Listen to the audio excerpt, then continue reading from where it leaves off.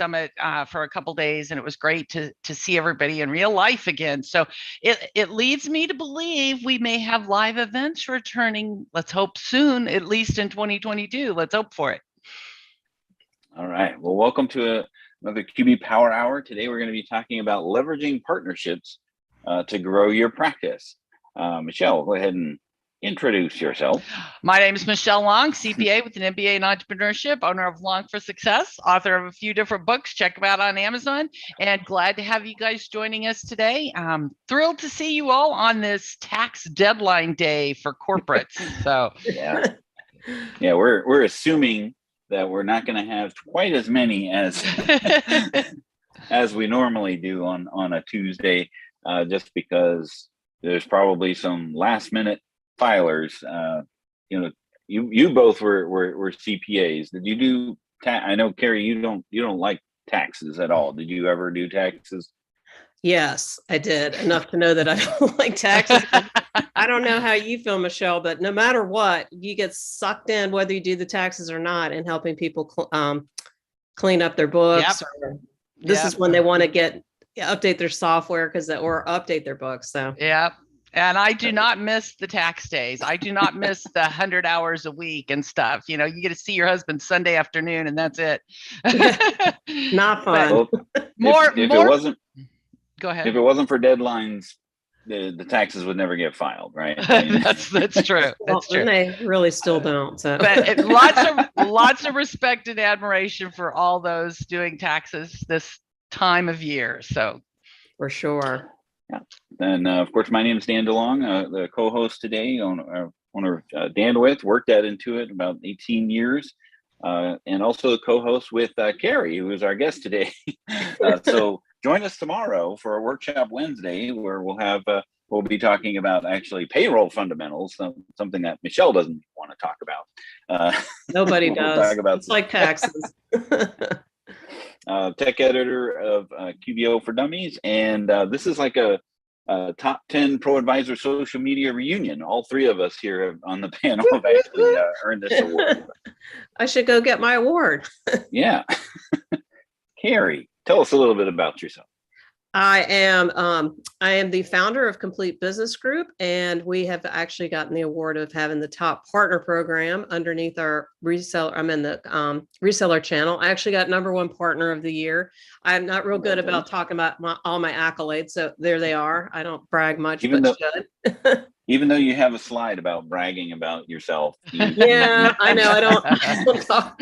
I just get real humble about it. But I love being in this industry. I have loved and adored and cuddled up with QuickBooks since it was launched when we were using Quicken to run our books, and said, this is going to be the next superstar. And I was right. I told my dad, who was in IT, and he said, no, Macola's good. And I said, no, it's not. So we had this war of battle of software, and I think we finally came out ahead. But anyway, and thank you for having me. I also co-host with our weekly workshops with Dan, and we have our learning portal at School of Bookkeeping.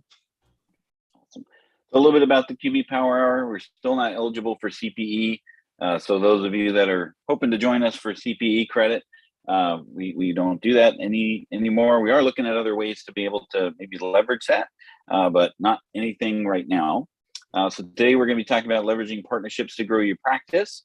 Next time we'll be having some guests from Intuit talking about the desktop migration, migrating from desktop to QuickBooks Online. It does seem a little odd that, as Hector said in this last week, that Intuit is cannibalizing itself by taking its own customer base and turning it into something else.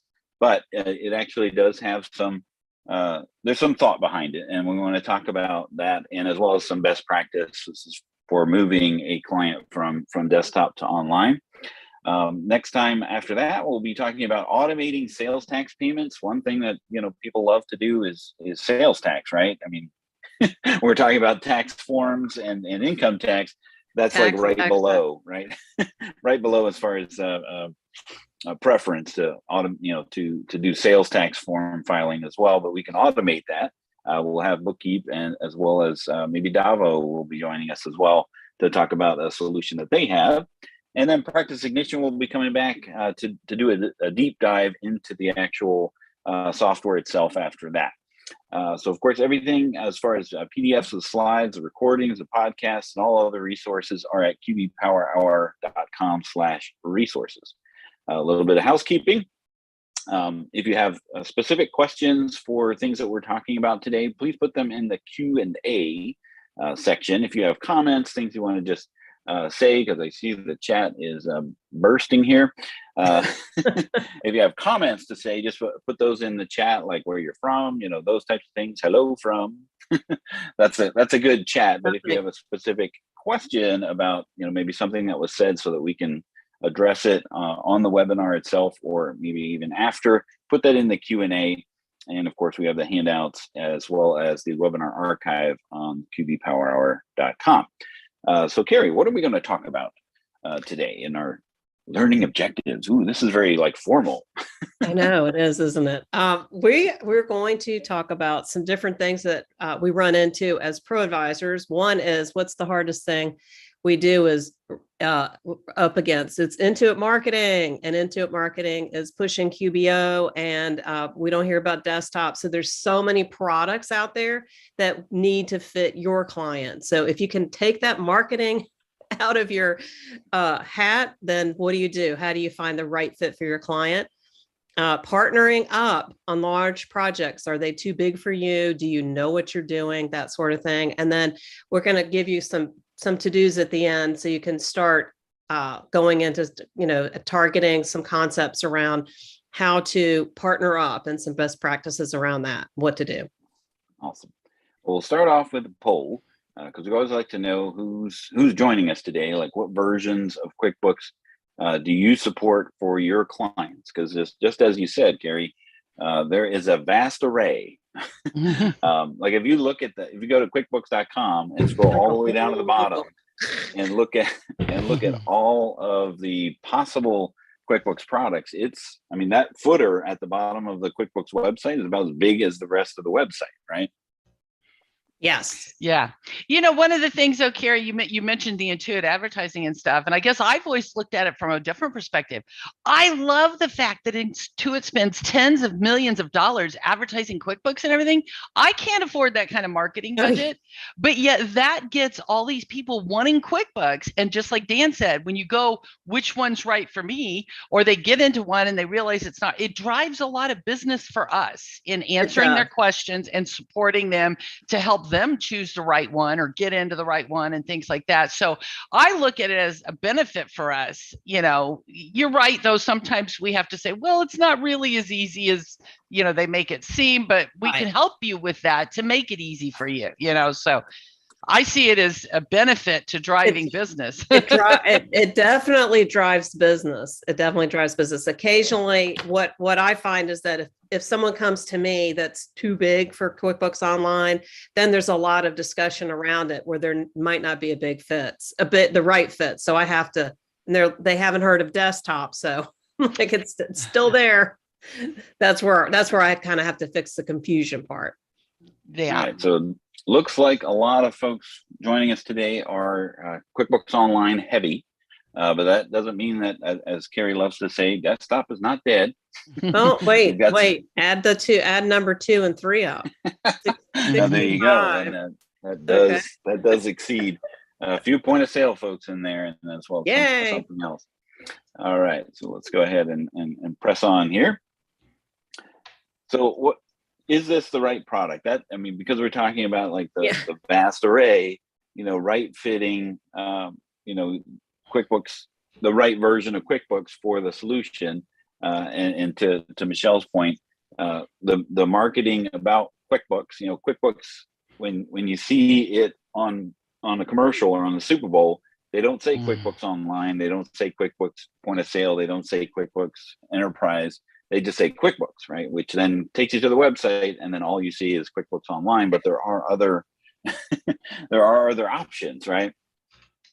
Yes, there are lots of different options. So, and one thing that that I learned along the way is that the concept around QuickBooks Online is completely different than the concept around the desktop and enterprise version. Where to me, the enterprise and the desktop version, they've got a lot of really cool workflows and things that are connected. All the documents are interconnected.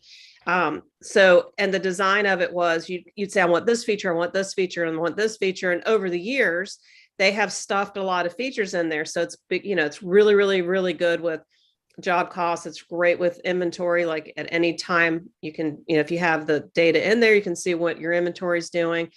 But when they created QuickBooks Online, it was meant to be the hub of your accounting. So it's meant to hold all of your financial information. And what they want you to do is to add plugins around QuickBooks Online. So it's a different design concept as far as those two main things go. So you have to navigate that. Then there's some real key differences. If you have a customer that needs sales orders, for example, that's not in online. Now it may be in a plugin. So it's just a different way of approaching it. Yeah, and to help with all of that, Carrie and I, mostly I, created. Hey, I helped edit it. Yeah, created a QuickBooks chooser that we put on schoolofbookkeeping.com to help guide people to, the right fit, right version, right flavor of QuickBooks, because you take QuickBooks Online. There's 4 flavors. There's Pro, Premier, Enterprise for desktop. There's point of sale. And then to your point, you have the desktop that you can put in the cloud. That's kind of like a best of both, because there may be a better fit for doing things not natively inside of QuickBooks that you may not.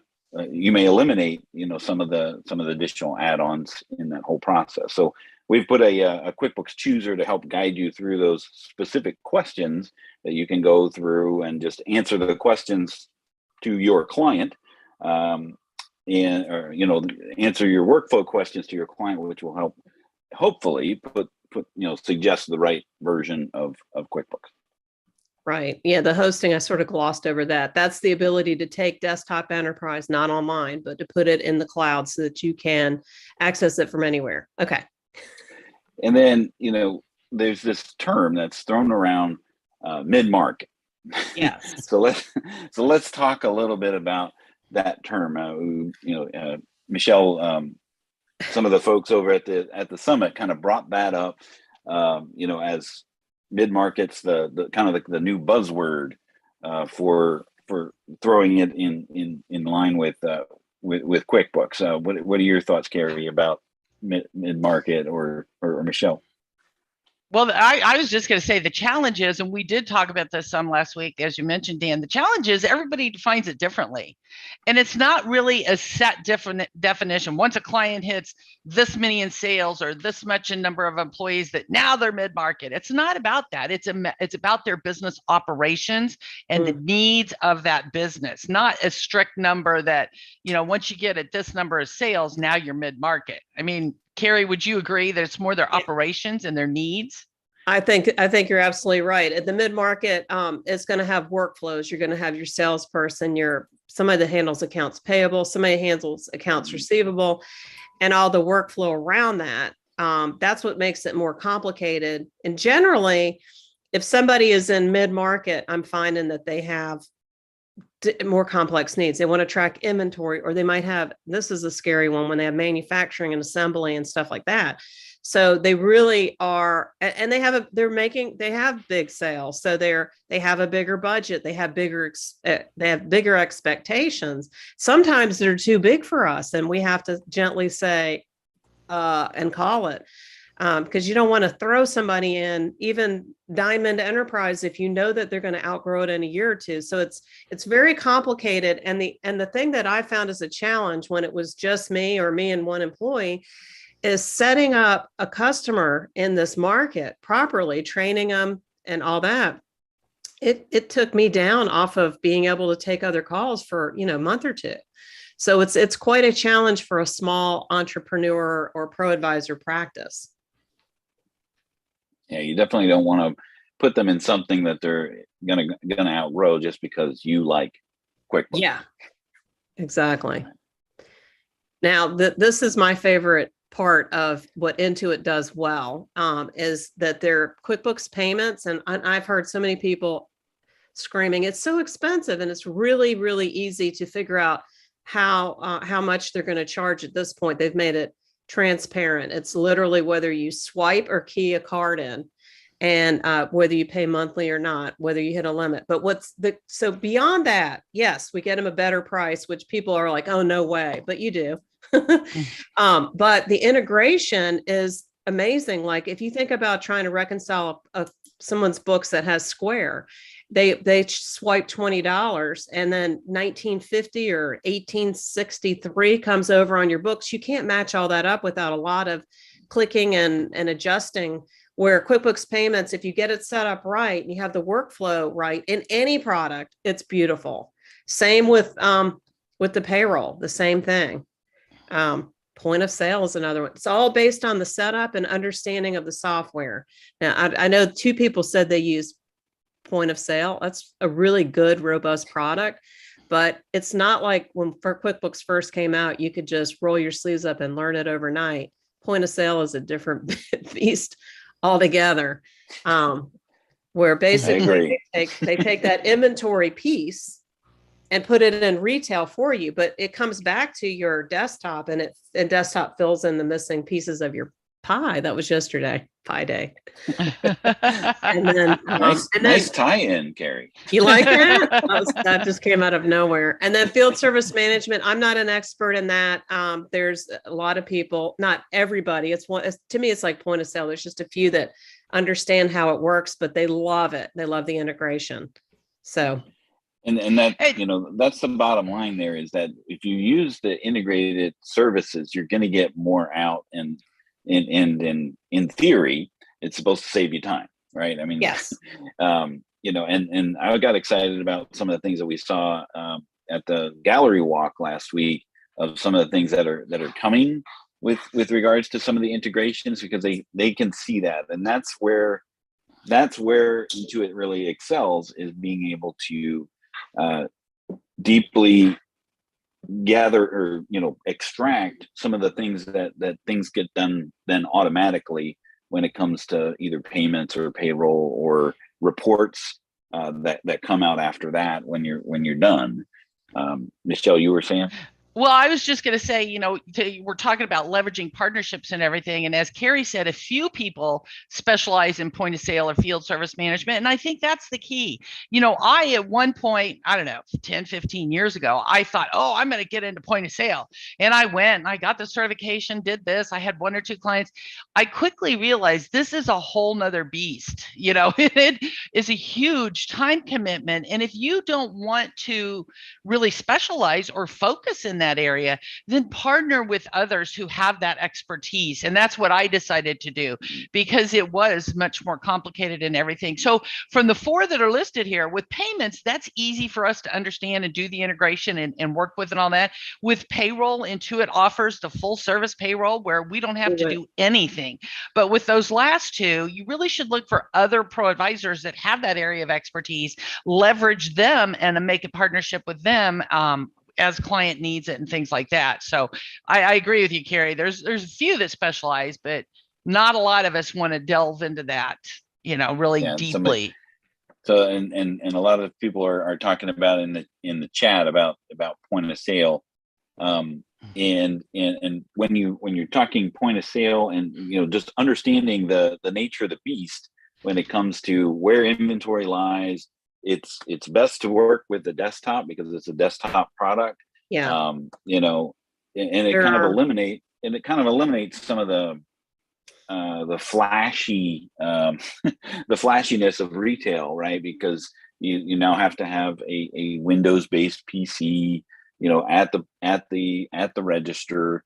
So the cloud hosting options, are kind of limited now when you want to do that, you work, wanting to work it with, wanting to send the data to QBO, that adds another level of complexity when it comes to that, because it's designed to work with desktop, Pro, Premier, Enterprise, and then you have some of those companies where they're doing wholesale stuff with inventory out of QuickBooks, and then they want to do stuff at the brick and mortar retail, so that's not something that you want to tread lightly on, when you're taking on some of those clients.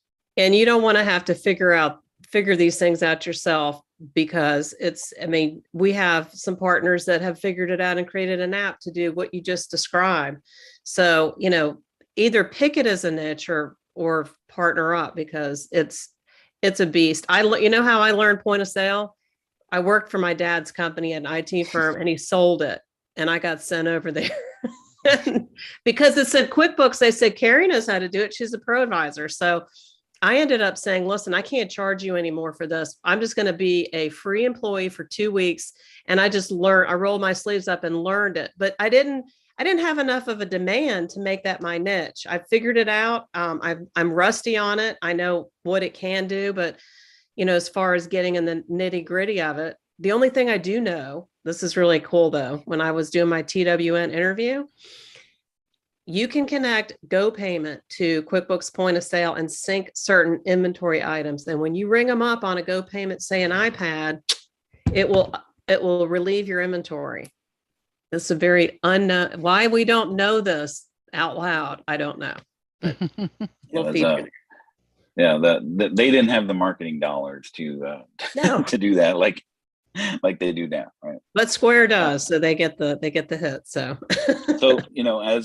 as you mentioned, QuickBooks is the ecosystem for a small business, but it doesn't do everything. So sometimes it's good to have a plan B when it comes to that. So let's talk about some of these things that you've discovered over the years that you recommend. So we use that. We're still on Enterprise hosted. And I use bill.com. That's how we pay our partners. It's good. It's not perfect, but it's better than, what's built in. I really like it. Bill and pay is an invoice, I don't use it for bills. I know bill.com is so confusing. Bill.com I use for vendors, paying bills, and bill and pay I use for invoicing it, because it just takes your QuickBooks payment and e-invoicing and all the freebies you get when you sign up to one more layer of super cool features: paying on sales orders, paying over time, auto renewal, recurring, updating your credit card, customer's credit, a lot of really good features, for an additional $20, $30 a month. We all know, everyone knows QuickBooks Time T-Sheets, and it's going through its journey right now. Transition. So hopefully it'll come back on the other side, back like we loved it. Avalara is my go-to for sales tax integration. I know there's other options, but they seem to be the Cadillac choice. Webgility, Dan can speak to that better than me. I know what it does. Connecting shopping carts to either flavor. Yeah. Do they do QBO still? Okay. Yep. They can do any flavor of QuickBooks, even point of sale. And Bookkeep is a new to me tool that allows you to connect different things to your QBO and eliminates that double entry, because that's one of the problems I find, is that sometimes the bank feeds are coming in twice, and I get frustrated with that. But whatever programs they connect up with, which what's a handful of them that they work with? Yeah, the other online sales channels that they work with, but that's a QBO version of Webgility when you want to summarize it, right? Like, so one of the advantages of Webgility is to bring over the detail. If you're using QuickBooks as your source of truth for inventory, then Webgility is our go-to recommendation. But if it's just a summary, then Bookkeep, and they're using QuickBooks Online, to Bookkeep would be the way to do that. Kathy mentioned in the Q&A why you prefer bill.com over Melio.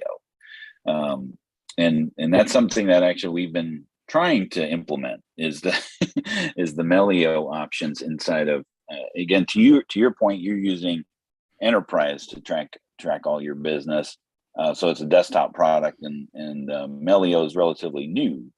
Right. And I think it took in away it. I think right now at this point, Melio doesn't have all the features Bill.com, because I can select lots and lots of bills to pay in one payment rather than one at a time.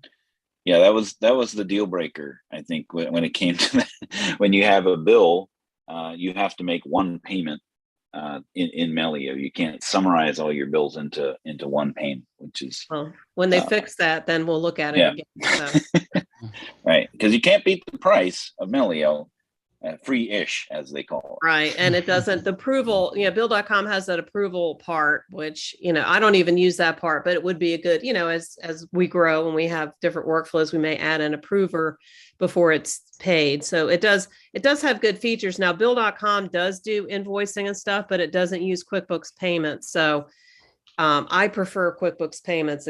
I think it's good pricing and integration and so forth. But so that's a little weird thing there. Bill and Pay does. There is approvals, and there are approval workarounds and ways to do that.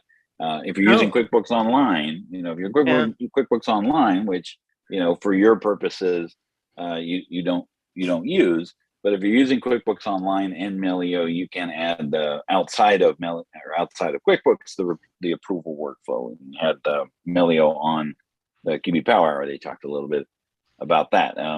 So Easy Cloud, what is that? So Easy Cloud is actually the hosting provider we use. Now, everyone loves Right Networks. And I know not everyone has their preferred choice. Right Networks just came out with new pricing, and they have 3 levels. It's just like payroll, like Core, Premier, and Elite. And classic, the difference and deluxe, they threw down.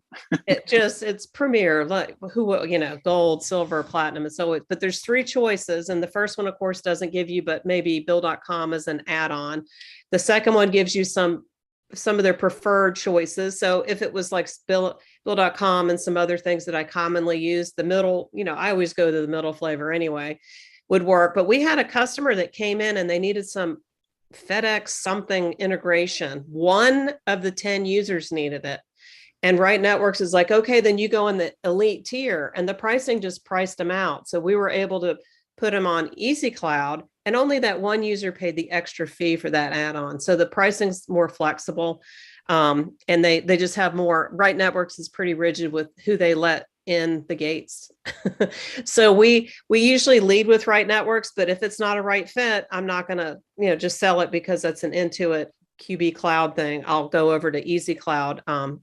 That's what we use. And the difference in the login is it's easy because you just use a URL to go into it. You don't have to have remote desktop connector loaded on your computer. So it's easy getting into it. I know there's other hostings. You just want to make sure they're really secure and up to date. We left one that wasn't, and we lost a day's worth of stuff because they weren't backing up and they weren't compliant. So right now I don't want to get hacked.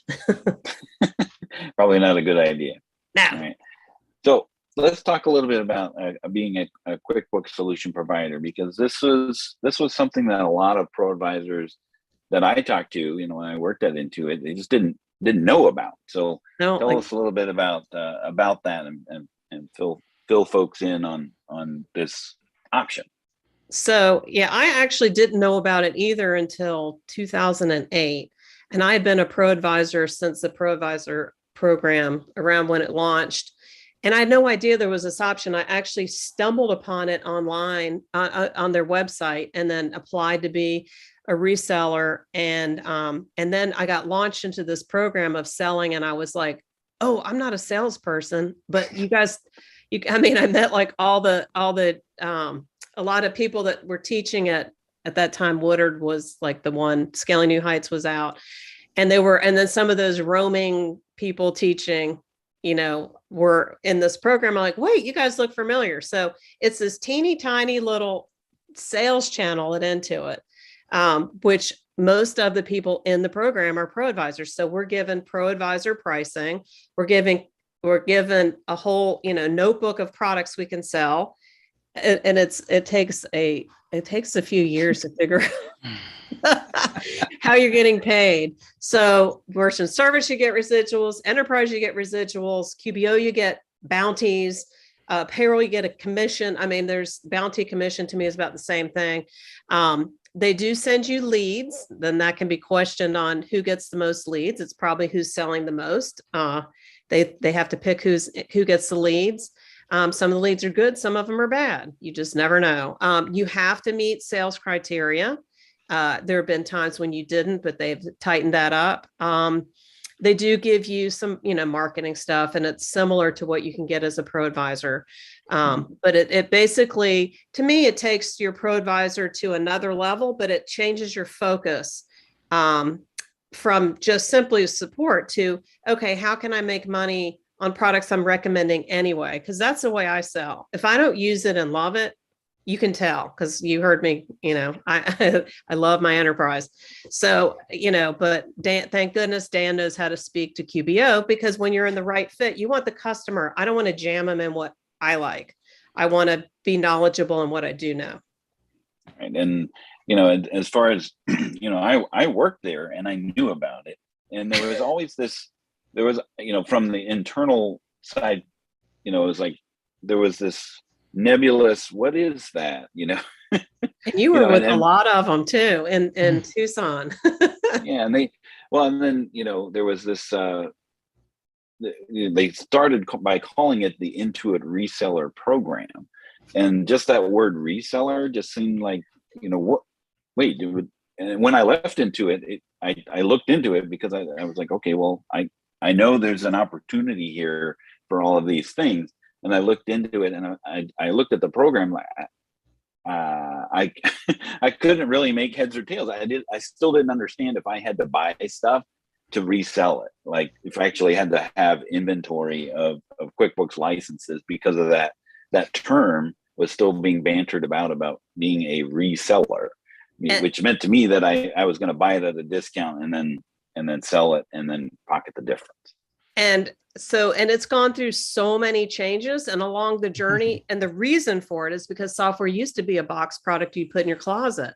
So along the journey, it turned into subscription, and it's kind of chaotic for you to buy inventory of subscriptions sitting on the shelf that you're paying for to turn around.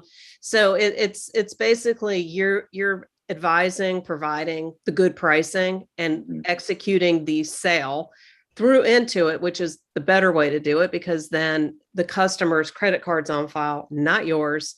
And if their credit card conks, which happens all the time, their software will turn off or whatever, and you don't have to be the middle person. That's the way I prefer to do it. You don't have to be the middle person around that. So you could actually do that, where you buy it, you buy it on your credit card and then you recoup the billing however you prefer. Yeah. Okay. I actually did that because they recommended doing that with Right Networks, and I got burned a few times too many. And at $55 a seat, I was like, this is crazy. The customer's not paying me, their card crapped out, but they still have access to their hosting. So it was too chaotic for me. But the sales criteria is what sort of scared me, because I'm not, sales isn't my nature, but recommending products that I use and love is that you can't get me to stop talking about. So that's a win-win to me. If you're passionate enough about the products that you do use and love, naturally you're going to sell them. Yeah. And that's how I came to be introduced to you, was through one of your partners. Yes.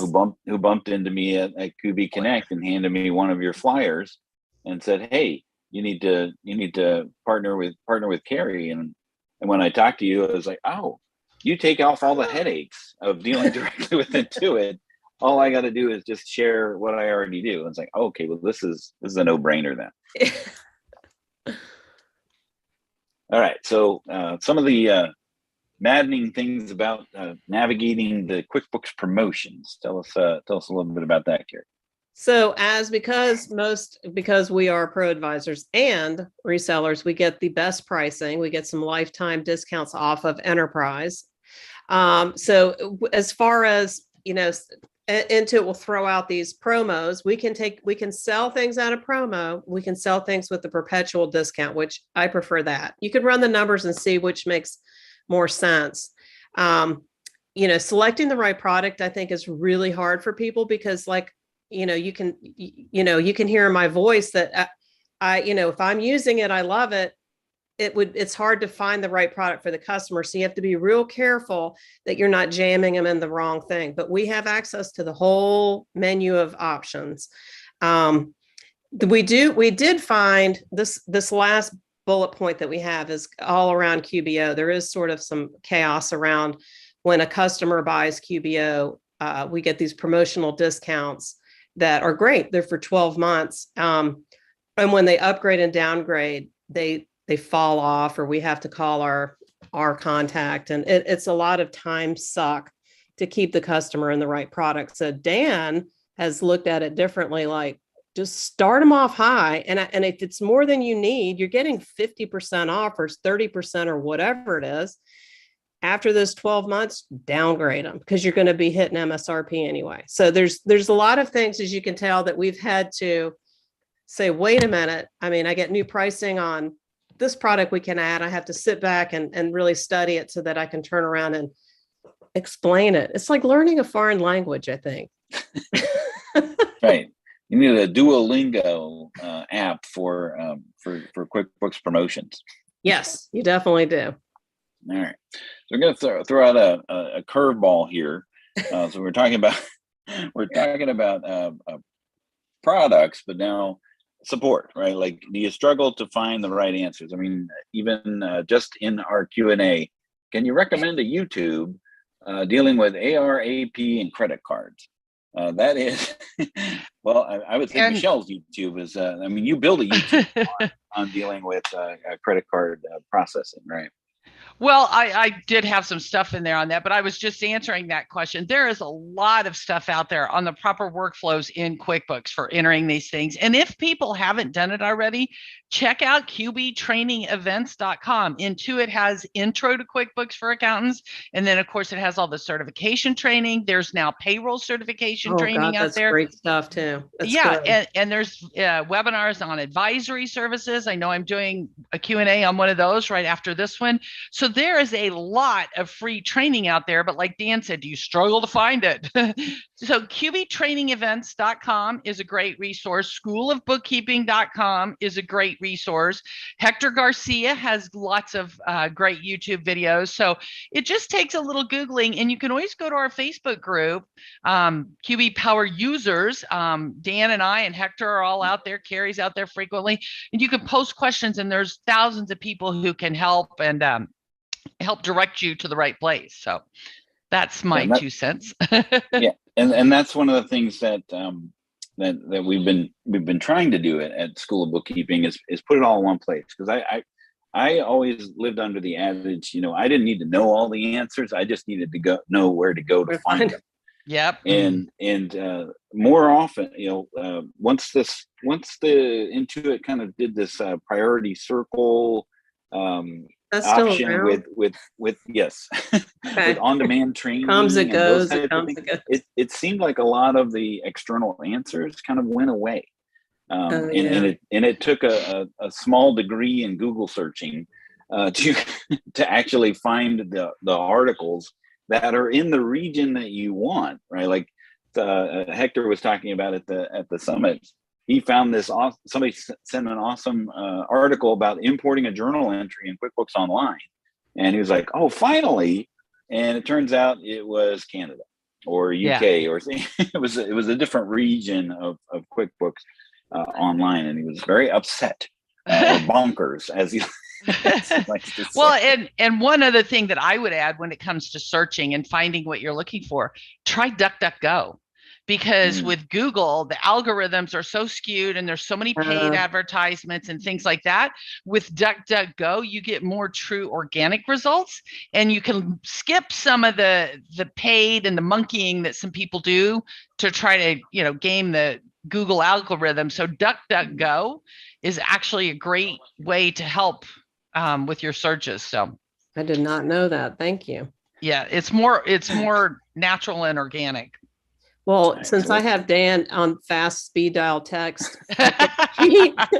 and there was one day I was working on my own books because my bookkeeper has had COVID 3 times, so I had to step in and go backwards some. But I said, there's got to be a better way to deal with PayPal. And of course, I have desktop and it's hosted and all the drama around that. And Dan goes, I found something for you. And he unearthed a Hector Garcia video. And so I slogged through it and twice because I was like, wait, I must have missed something. And I figured it out and got it. And I was able to trick it out and pull it in like a feed. So that was, but I didn't do my DuckDuckGo or my Google search. I just did Dan. But I was able to get an answer. And it was for something so obscure. I mean, who at this point you should just give up that PayPal is going to be painful no matter where you are and hand key that stuff in. But he had a way to do it. So save me some time and frustration. Well, on the PayPal integration, I will just add there are some great integrations and improvements coming soon. Dan and I were able to preview a few things at the gallery walk. So look forward to some of that. All right, so let's talk a little bit about how you partner on some of these projects, because as you said, if you take on a project that takes you out of commission, you are literally out of commissions because you can't talk to new customers. You're going through this, So if you're a reseller and you take on these projects, you're not selling anything. You're making money on support. It's this roller coaster of fees. This is a big topic at all the conferences, and identifying is it niche?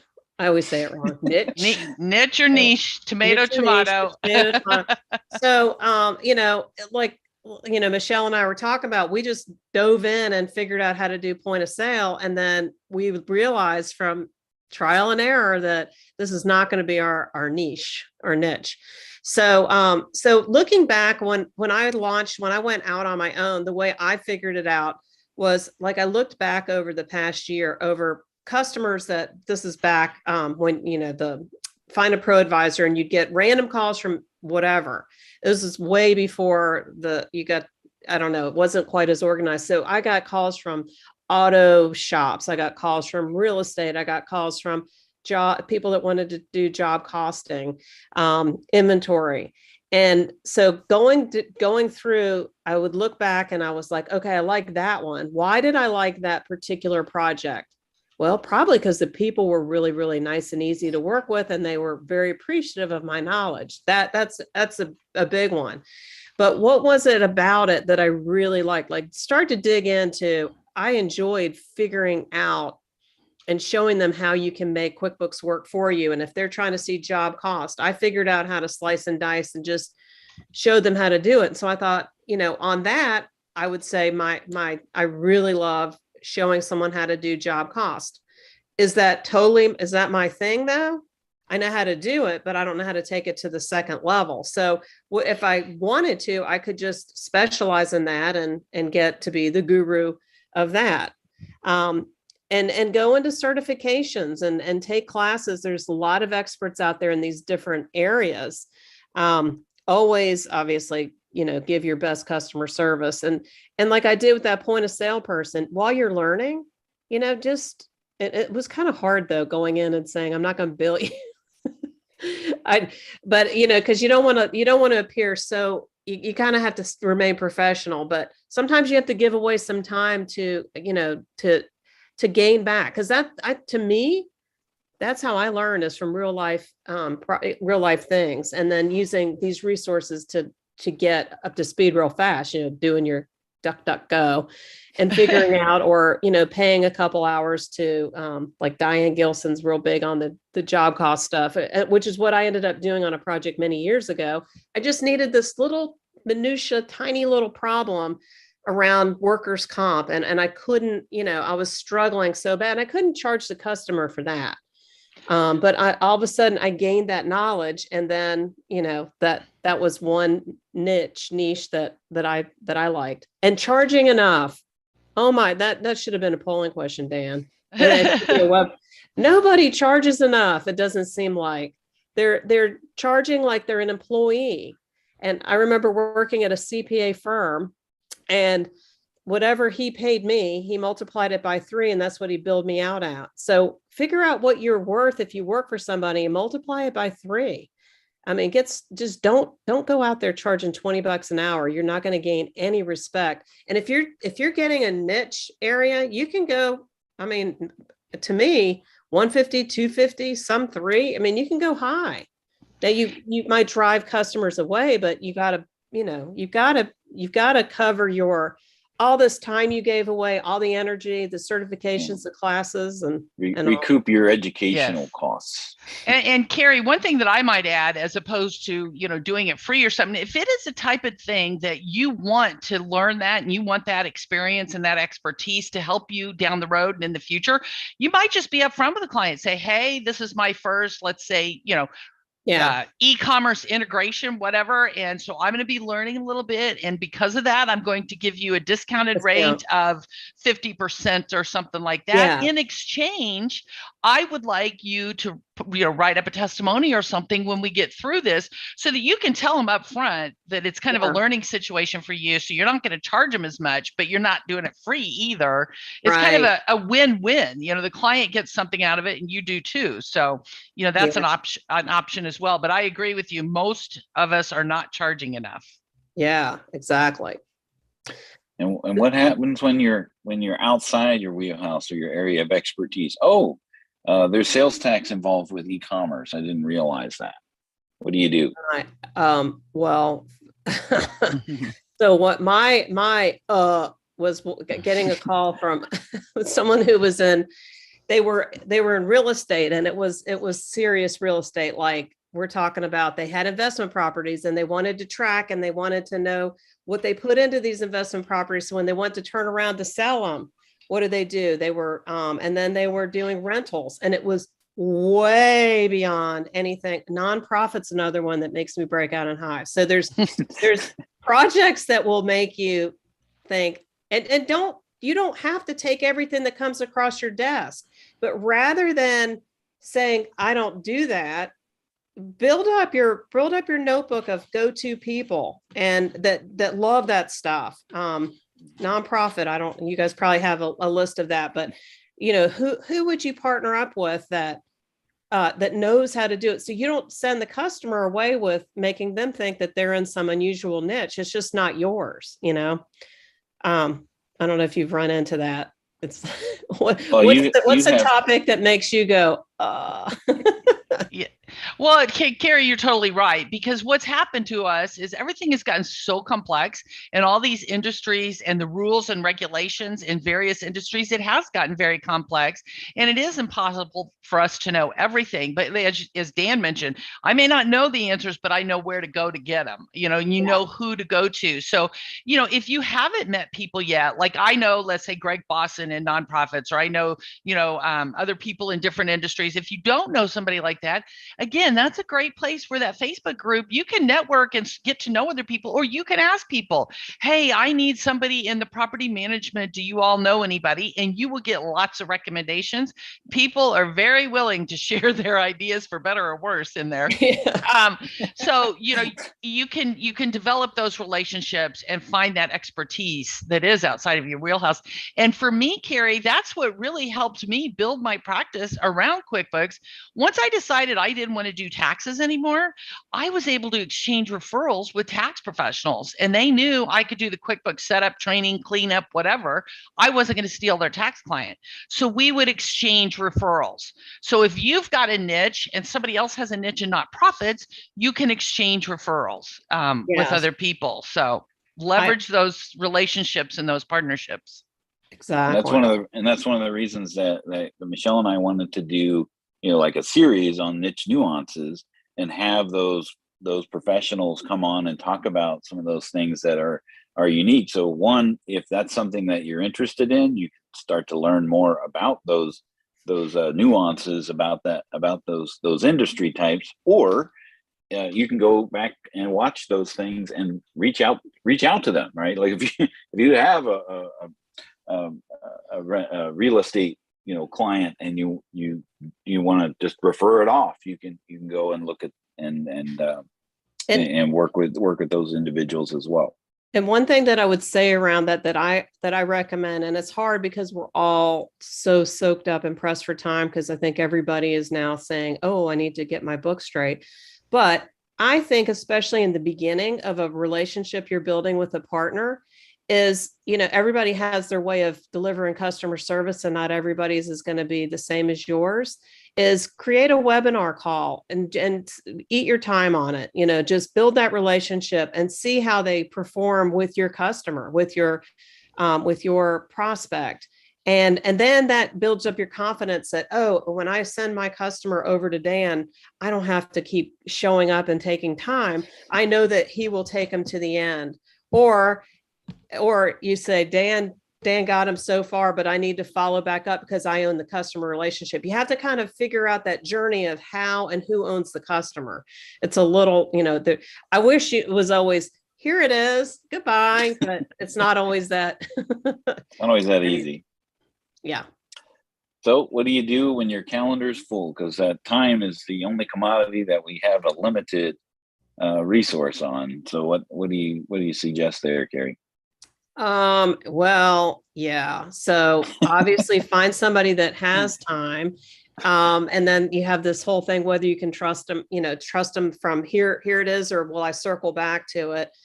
Even if it is one that you pass to somebody, but you circle back with, like you might say you sell point of sale to somebody and you send it off to somebody that's their niche. When they're done with the point of sale part, it may come back to you, but that still saved you some time. Half the project is done. Okay, come back to me when you're done and we'll pull all the financials back together, hook up your payroll, your payments, and get the desktop part working, and then off you go. So, partnering doesn't necessarily mean, this is now your client. It can mean, let's do this together, but you do this part and I do this part. Or even, hiring data entry, hiring your kid or your neighbor or somebody local or who cares if they're local anymore? We have Zoom. Yeah. Well, and hire it out. And, Carrie, another idea is, let's say I want to start specializing in a certain area, like point of sale or something. I could contact somebody who's an expert in this area and say, hey, look, you've got this expertise here. I don't have this expertise, but I want to learn it. Could we work together on this client so that I can learn from you? So you can try to do things like that. Or like you said, you can just say, hey, can you do this setup and integration and ongoing support when we have problems or issues with point of sale? But then I will take all the rest of the client relationship. So you can structure it for what works for you and whoever you're partnering with to meet the needs of the client. Yes. And that's one of the things. And that's one of the things I talk to my clients about is, I'm like the quarterback on the team. I may call the plays, but everybody has their own expertise. You know what I mean? Right. But I can pull the team together to meet the needs of the client. And that's what needs to be, center is, what does the client need and how do we get this job done for them? I love that idea, that the shadowing idea. That's a really good way to do it, because you might be brand new and you want to learn how to do like conversions. You might want to shadow how it's done, and but have the customer's going to be paying the person doing it. You're just overlooking it so you can learn. Yeah. Setup and support. Oh, this is always the nebulous. How much is it going to cost? Yeah. The customer thinks it should be $100. And this is a problem that I've run into when you're dealing with pricing of software. When you're talking about QBO versus enterprise, the price point of enterprise is higher. So if you do this annual price times 3, that budget's a lot bigger than you do QBO times 3. For the year. But what people aren't realizing, it's QBO plus this times 3 is really your budget. So often we find that customers and ProAdvisors do not budget enough time to set up the file properly. And another rule of thumb is it takes like 3, I'm really into this times 3 times longer, which is what I actually did with my own books, 3 times longer to undo some corrections instead of having it done right in the beginning. It's much more painful. Sometimes it's better to just start over, but you have to, figure all that out. And it's back to, are you charging enough? I I am unusual on this flat pricing, because with these setup projects, you don't know what you don't know until you get in it. And every single one is different. And when a customer thinks you're going to set up my QuickBooks, their expectations could be a whole lot different than what you're thinking. You might be thinking, I'll set up your chart of accounts. And they're thinking, I want you to take everything out of Mass 90 and drop it in beautifully in QuickBooks. And then away I go. An hour later, off to the races, running it just like I did before. And so those expectations and then the pricing is always a huge challenge. Yeah, definitely. The expectation setting, I think, is the key part of that. When we deal a lot with data conversion, there's the expectation of, oh, I just give you my file, and like you said, magically everything just matches up perfectly. And that certainly isn't the case when some programs will allow for multiple AR and AP on the same transaction, and you try to bring that transaction into QuickBooks. We all know that is a no-no in desktop, right? So, how does that look once it's actually done in the conversion, right? So setting that expectation that, okay, this is what you're going to get, and this is what I don't know I'm going to get when you give me this file. So there's a lot of unknowns that we need to budget and plan for. What's funny is that years ago, when people would go from paper and pencil to software, they did not seem to understand what was involved. So now going from software to software seems to be smoother. I mean, it still has nuances, but from paper to software was like, they just did not. I'm glad we're past a lot of that. Right. So we've got some resources here. We want to talk a little bit about these. We are coming up on the top of the hour, and we still have another section to get through. So. Oh, I know. I get so. So we have a Facebook group that's managed by the School of Bookkeeping people, ABO, which stands for Accountants, Businesses, and Business Owners. Accountants, bookkeepers, and business owners. There it is. I knew it was something with a B. And then we have our new platform of School of Bookkeeping, where we have taken the content into 3-minute size content, so that you can pick what you need to learn rather than watching the whole hour. You can kind of navigate at your will. We have the partner program, or you can partner under partners like us to at least make money recommending something that you're already doing and not leaving money on the table, so to speak. And then the ProAdvisor training, as Michelle has pointed out, if you haven't looked at it lately, it is phenomenal. It is just chock full of great stuff.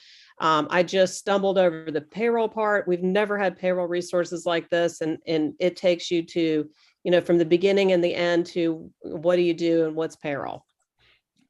So what do you do now to implement these new ideas, right? So what do you talk about this client review?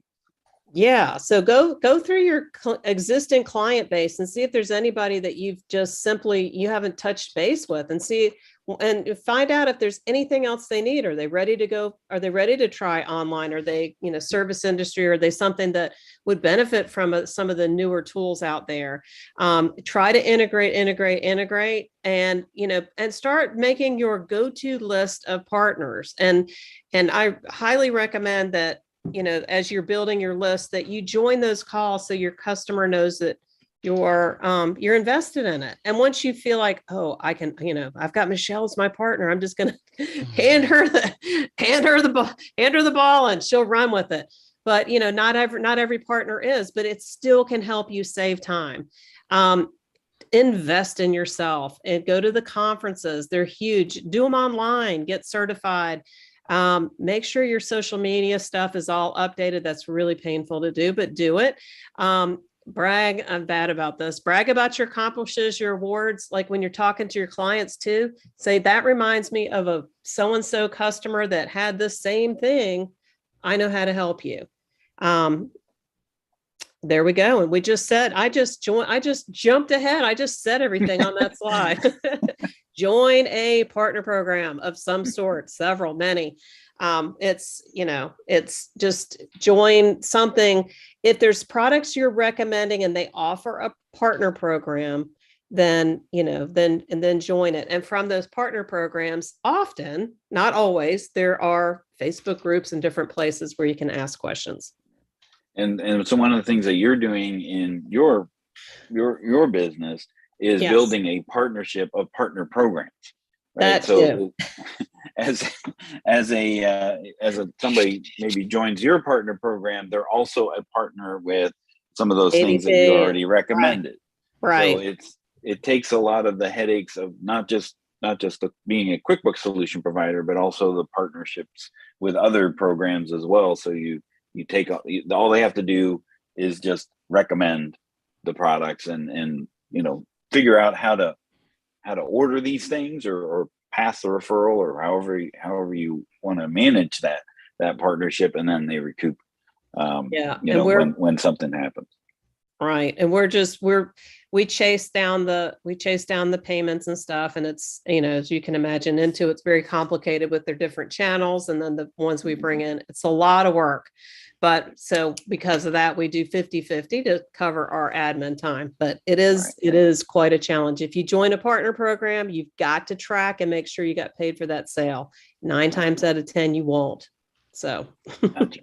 So I'll throw out the last poll question. If you'd like to learn more about being a QSP, so there's really 3 choices. Or yes, I'm already aligned with one, or I don't accept commissions, because as a CPA, Michelle and I did we already talk about that before? I forgot.